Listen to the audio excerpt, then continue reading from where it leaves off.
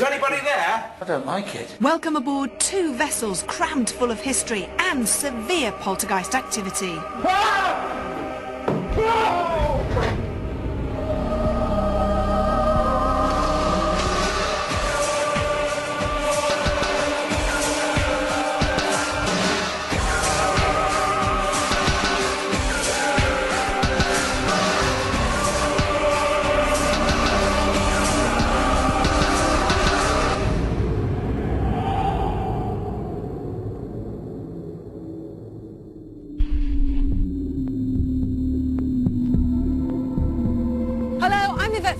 And this week I've brought Most Haunted to Dundee. We have a very difficult task ahead of us because we're investigating 2 locations, His Majesty's frigate Unicorn and RSS Discovery.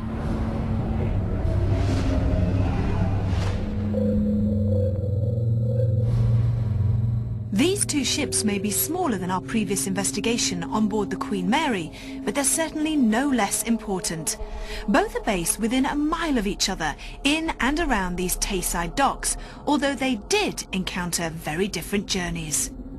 Built between 1900 and 1901, the Discovery immediately lived up to her name by carrying Captain Scott to the West Indies and then New Zealand en route to his historic expedition into Antarctica. Eventually, 2 years on, in February 1904, the ship and its crew freed themselves of their icy extremes to return to a hero's welcome. But today isn't just about one location. This is His Majesty's frigate Unicorn and will be the main focus of our investigation tonight. This is the oldest British-built ship still afloat. But following her peacetime launch in 1824, she was fully roofed over and, due to the onset of steam-powered sailing, she never did get to see active battle.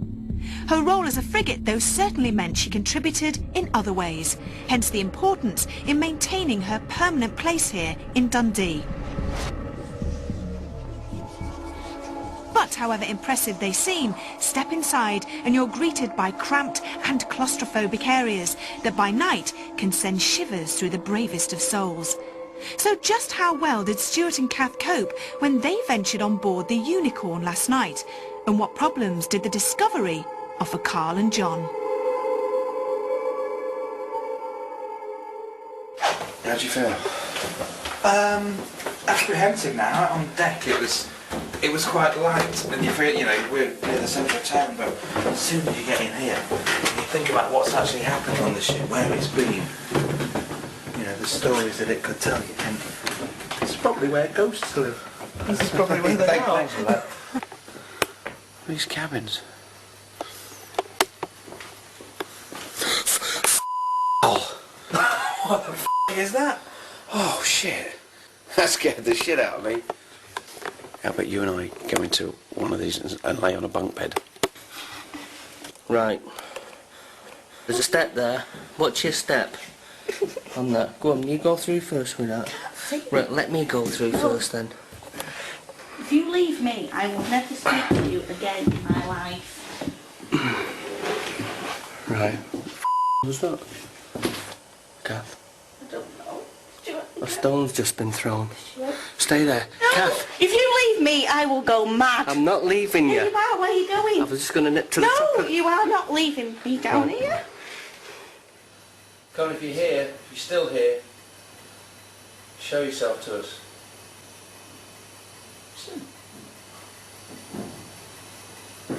That's Dave. Is there anybody there? Who's that? Is there anybody there?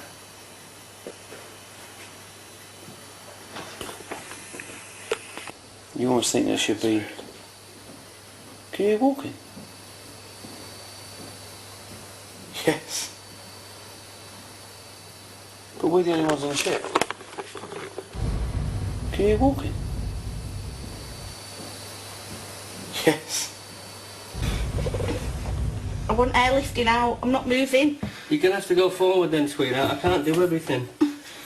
Stuart, I don't... Right, that's it. I'm going. No, Kath, just stay. I can't stay in it. Can't go out that way. Right, you're going to have to let go because if you carry on, Kath, I'm going to slap you in a minute. Nobody's going to leave me. I'm not going to leave you. Get up. 4 investigators who are already aware of the dangers that lie in wait.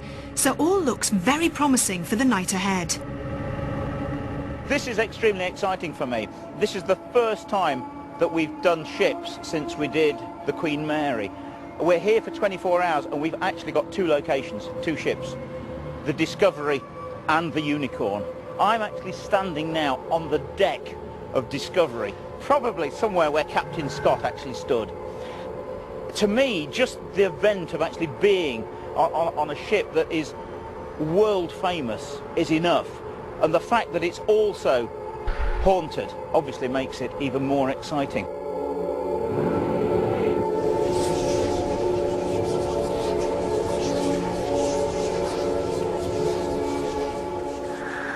Ghostly footsteps are often heard throughout the whole ship.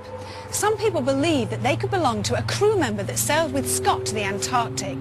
Others believe they could belong to a young man who fell to his death from the crow's nest.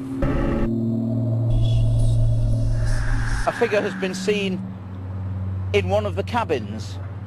I'm told that it's the cabin of a guy called Skelton, but I've also been told that the names have been changed. Ernest Shackleton, one of the 3 explorers with Scott and Wilson, has also been reputed to be seen standing in the wardroom by the chair that he used to sit in. The ghost of a little boy has been seen in many parts running around the ship. Ghostly shadows have also been witnessed in the lower decks. But perhaps more alarmingly is the ghost of a young sailor who is so vivid that people stop and talk to him.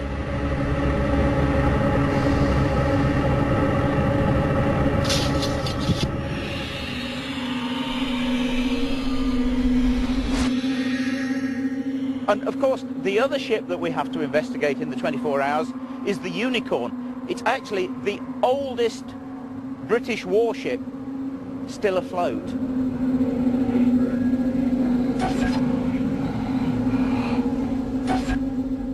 Many people feel uncomfortable on the gun and orlop decks. They sense that somebody is watching them when there's no one here.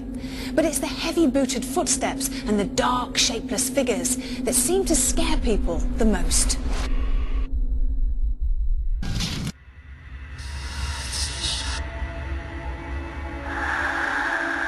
As far as we know, there was only 1 death associated with that ship, when one of the ship keepers actually fell down the stairs near the boiler room, died, and was found the next morning. Poltergeist activity is rife in this particular part of the ship. Heavy objects and display cases are thrown across the floor when there's no one here. So scary is the Unicorn that some staff members refuse to come aboard alone, and this shop area is just one of many reasons why. With so many decks to cover, we'll all need to be on our toes to capture as much evidence of supernatural existence as possible, which enables paranormal investigator Steve Parsons to get involved at every opportunity. Where would you think the most active place or the most scariest place on the ship will be tonight, on this ship? I think the lower down we go, the more unusual the environment starts to look and starts to feel and look more uncomfortable. But in actual fact, the higher up in the ship we go, there are more reported incidences of paranormal phenomena, but culminating on this deck that we're on now. Now, how is it going to work? Because, of course, we're going to be investigating the other ship, Discovery, later on. But this is going to be our main focus. I think it deserves it because of its history, because of what it stands for. How is that going to work in your eyes? Because, of course, we're going to have to split up, and there's going to be a lot of toing and froing, travelling, collecting all the data. It's going to be one busy night. It's going to be an exceptionally busy night. The 2 ships are nearby, but there is a distance between them. And I think it's going to be quite a logistic difficulty for us. Plus, there's going to be people are going to go from one environment to another.